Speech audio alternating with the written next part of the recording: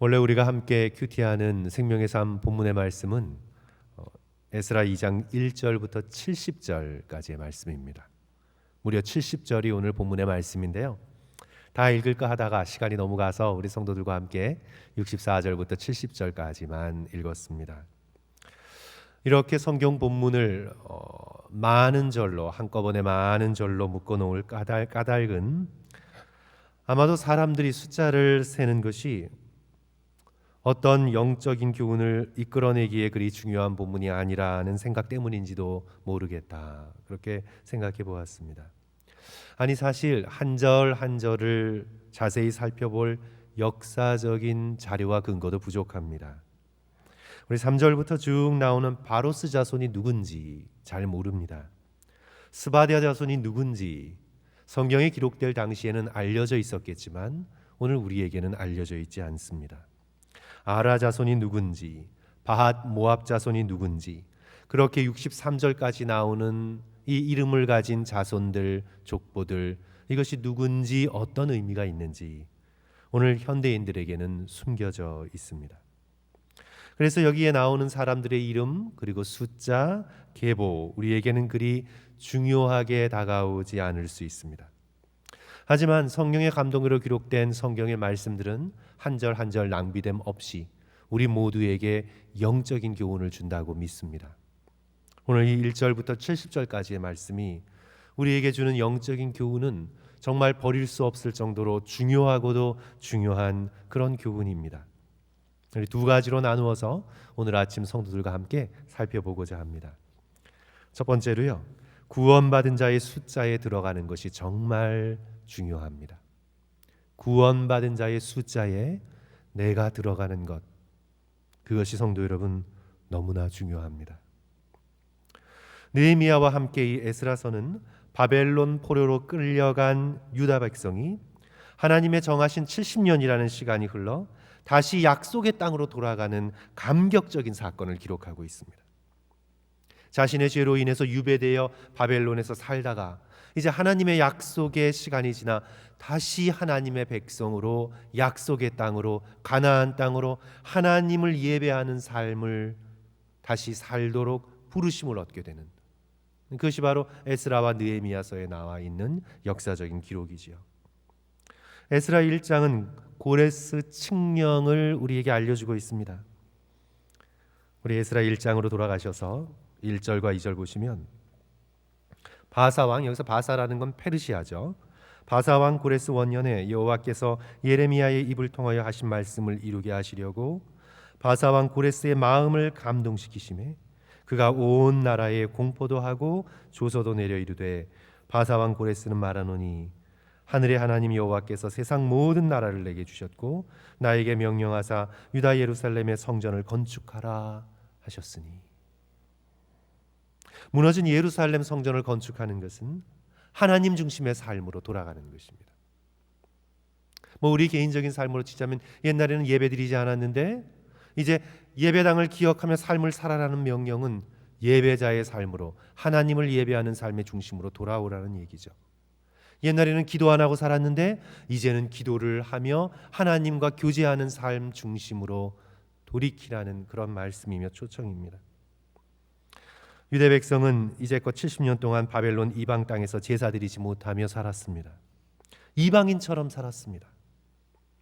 그러나 이제 때가 되매 하나님께서 유다 백성을 불쌍히 여기셔서 이방 땅을 떠나라고 말씀하시고 다시 약속의 땅으로 돌아가서 제2의 출애굽이죠. 세상적으로 잘 먹고 잘 사는 것이 아니라 하나님을 예배하며 하나님과의 깊은 영적인 교제를 누리며 하나님의 말씀에 순종하며 하나님 백성답게 살라고 명령하시고 초청하시는 것입니다. 구원의 백성으로 부르시는 것입니다. 이 부르심에 응답하여 바벨론 땅을 떠나 유대 땅으로 간 사람들의 숫자, 각 족보별로 기록되어 있습니다. 그 합계가 몇 명이라고요? 64절 성도 여러분, 온 회중의 합계가 42,360명이요. 이 숫자에서 우리는 어떤 교훈을 얻습니까? 42,360명이 구원받은 백성의 전부다라고 말씀드리는 것이 아닙니다. 누가 구원을 받았는지, 누가 천국에 들어갈지는 오직 하나님만이 아십니다. 우리가 영적인 감별사가 아닙니다. 다만 오늘 우리가 여기서 받는 교훈은 저와 여러분, 오늘 이 말씀을 듣는 우리 모두 구원받는 숫자에 들어가야 되겠다.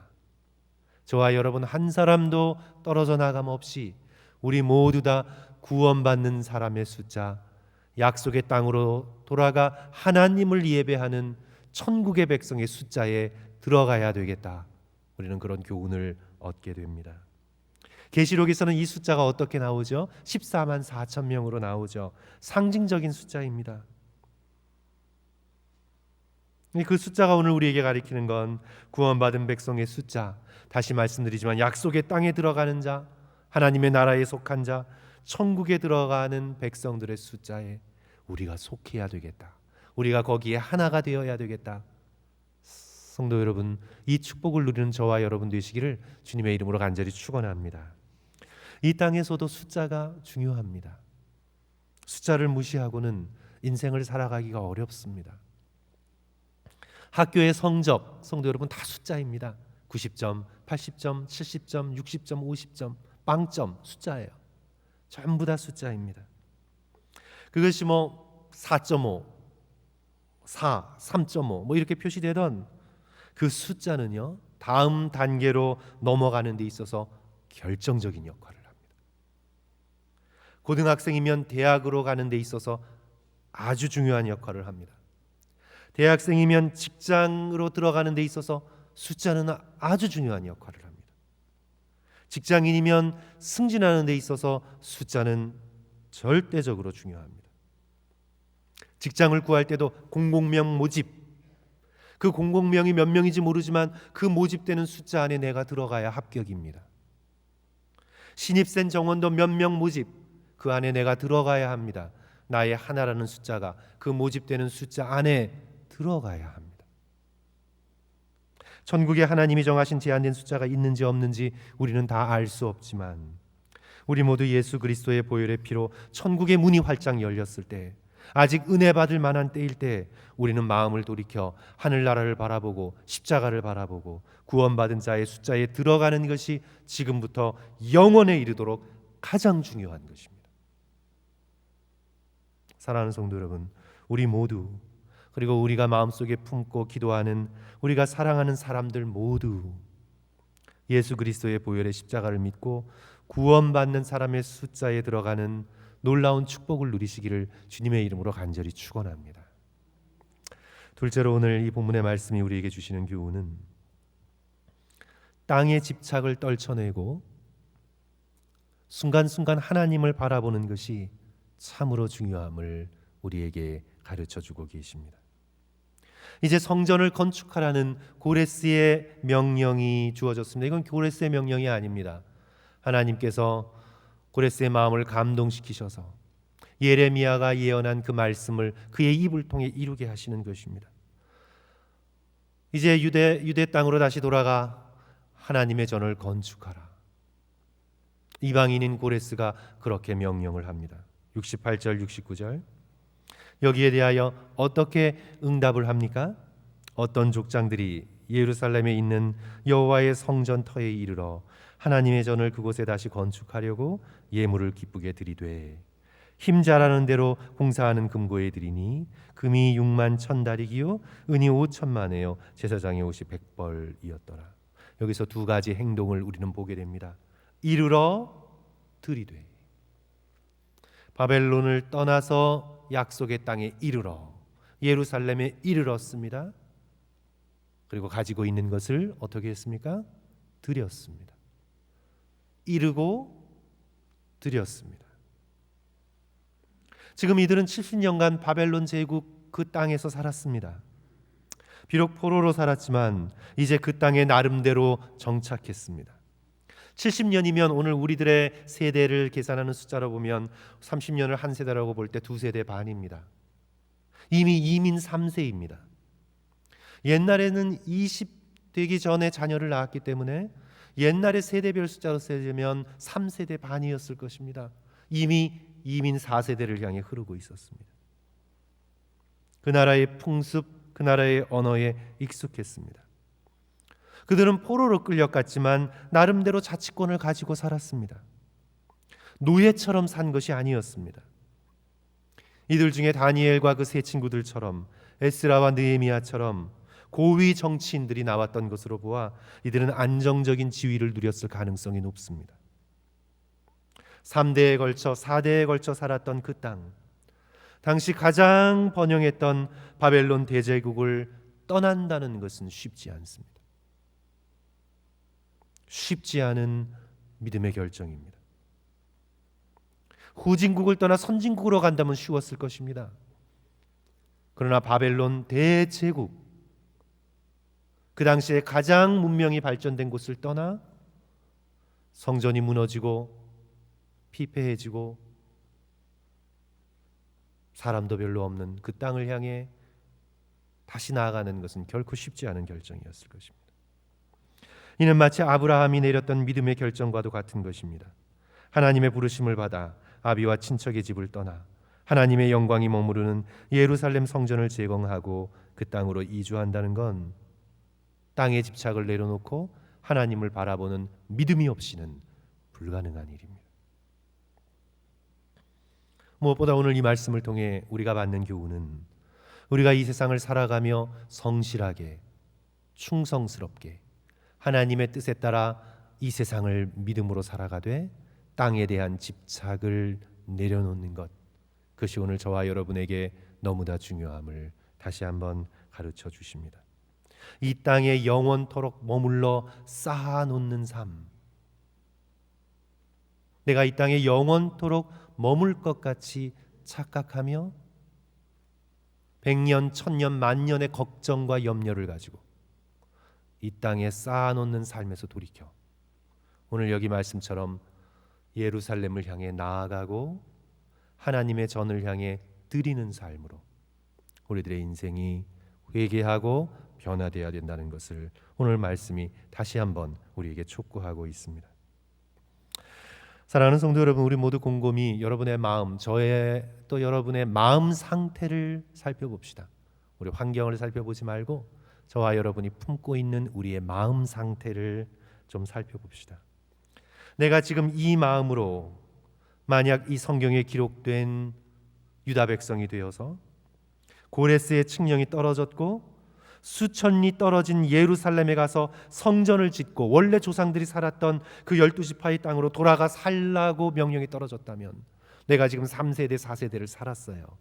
그런데 그런 명령이 떨어졌다면 나의 지금 이 마음 상태, 나의 이 마음 상태를 가지고 내가 정말 순종하며 나의 모든 재산들을 내려놓고 나의 모든 성취들을 이곳에 다 내려놓고 이 땅에 대한 집착을 버리고 내가 가볍게 부르심의 땅을 향해 내가 떠나갈 수 있을까? 나의 지금 이 마음 상태로 내가 그 당시의 유다 백성이었다면 이 숫자 가운데 들어갈 수 있을까? 하나님 앞에 나의 양심에 비추어 나의 생활 방식을 돌아보며 성도 여러분 곰곰이 고민해 보십시오. 내가 구원받은 백성이 될 수 있었을까? 그러기 위해서 성도 여러분, 우리에게 굉장히 필요한 것이 이 땅을 충성스럽게 살되 우리는 가볍게 살아야 합니다. 이 땅을 나그네로 살아야 합니다. 우리는 이 땅을 순례자로, 지나가는 자로, 지나가나 성실하게 충성스럽게 지나가야 하는 목적을 깨닫고 하나님을 향해 우리는 나아가는 순례자로 인생을 살아야 합니다. 이 땅의 보물을 쌓아두기보다 하늘의 보물을 쌓아두는 자로 우리의 마음이 변화되어야 합니다. 이 땅에서 얻고 주실 것을 바라보기보다 눈을 들어 하나님을 바라보고 하나님의 이름이 놓인 그 성전을 바라보는 삶으로 날마다 떨치고 일어나지 않으면 우리의 이 납덩이처럼 무거운 마음을 가지고는요, 성도 여러분, 하나님이 부르실 때 결코 나아가지 못합니다. 구원받은 자의 백성에 들어가지 못합니다. 겉으로는 십자가를 바라보고 있다고 하지만 마음은 십자가에서 끊어져 멀어져 이 땅의 것들에 붙들려 있는 집착된 삶을 살아가게 됩니다. 지금부터 약 100년 전 벨라루스 출신의 존경받는 카페스 하임이라는 유대교 랍비가 있었습니다. 그의 경건함으로 유명했습니다. 그리하여 많은 사람들이 찾아와 그에게 삶의 조언을 구하곤 하였습니다. 그의 명성을 미국에서 듣고는 미국에서 일단의 무리가 그 랍비를 찾아왔습니다. 그리고는 그의 소박한 삶에 놀랐습니다. 단칸방에 아무 가구가 없습니다. 성경을 읽을 조그만 책상 하나밖에는 아무 가구가 없습니다. 이들은 놀래서 랍비에게 물었습니다. 선생님, 가구는 어디 있습니까? 그러자 랍비가 되묻습니다. 되묻는 것이 유대교의 전통이잖아요. 랍비가 되묻습니다. 당신들의 가구는 어디 있습니까? 아니 선생님, 저희들의 가구라니요. 저희는 지나가는 사람들이잖아요. 가구를 가지고 다닐 리가 없죠. 랍비가 대답하기를 나도 그렇습니다. 나도 그렇습니다. 뜻하는 바가 무엇인가요, 성도 여러분? 우리 모두 지나가는 사람입니다. 우리의 가구는 집에 있습니다. 우리의 집은 본향입니다. 우리의 재산과 유산과 우리의 보물은 집에 있습니다. 그리고 우리는 이 땅을 지나가는 사람입니다. 우리는 나그네요, 우리는 순례자입니다. 우리가 이 땅에 대한 집착으로 너무 무겁게 살면, 우리의 등에 너무나 많은 무거운 짐이 주어져 있으면 우리는 한 걸음을 뗄 수가 없습니다. 예루살렘에서, 하나님의 집에서, 천국에서 우리를 부르시는데 우리의 마음이 1인치도 움직이지 못합니다. 하나님이 부르실 때, 오늘 이 시간 하나님이 부르실 때 이 땅에 대한 집착과 염려와 걱정과 욕망과 정욕을 다 내려놓고 주님을 향해 가벼운 마음으로 떠날 수 있는 믿음의 순례자로 나아가는 저와 여러분 되시기를 다시 한번 주님의 이름으로 간절히 축원합니다. 그러기 위해 우리가 이 땅에 해야 할 훈련이 있죠. 이 땅에서 우리는 끊임없이 하나님의 부르심을 듣고 있습니다. 너가 기도할 시간이다. 너가 예배드릴 시간이다. 너가 용서할 시간이다. 하나님의 부르심을 우리는 이 땅을 살아가면서 끊임없이 듣고 있습니다. 역사적으로 고레스 칙령만 듣는 것이 아닙니다.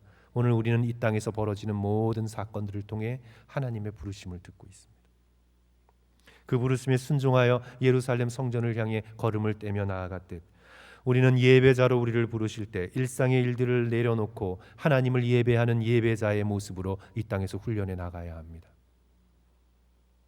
이 땅의 집착을 떨쳐내며 내가 쌓아놓고 주머니에 넣어놓고 그래야 다음 날 내년 10년 후가 안전할 것이라고 믿고 있는 이 땅에 대한 집착과 염려에서부터 우리는 11조를 떼어내어 헌금을 떼어내어 주님 앞에 드리며 나누는 훈련을 하면서 우리는 순례자로 나아가는 것입니다. 오늘 여기 믿음의 백성들이 해나갔던 것처럼 우리는 삶의 자리를 떨치고 일어나 그 땅에 이르러 하나님께 드리는 훈련, 이 땅에서 해나가고 있는 중입니다. 세상의 욕심을 비워내는 훈련, 시간이 흐를수록 더욱 간소하게 살아가는 훈련, 죽음이 문턱에 이를수록 더욱 내 몸 하나, 내 영혼 하나밖에는 가지지 않은 자로 주님 앞에 살아가는 훈련. 그리하여 이런 훈련을 통해 예수 그리스도의 십자가를 온 마음을 다해 바라보고 그리스도께서 십자가에서 우리를 위해 이루신 그 보혈의 공로가 우리의 인생의 전부임을 깨닫고 빈손으로 예수 그리스도의 십자가의 보혈을 의지하고 하나님의 나라에 넉넉히 들어가는 구원받는 자의 수에 참여하는 저와 여러분 되시기를 주님의 이름으로 다시 한번 간절히 축원합니다. 우리 기도하겠습니다.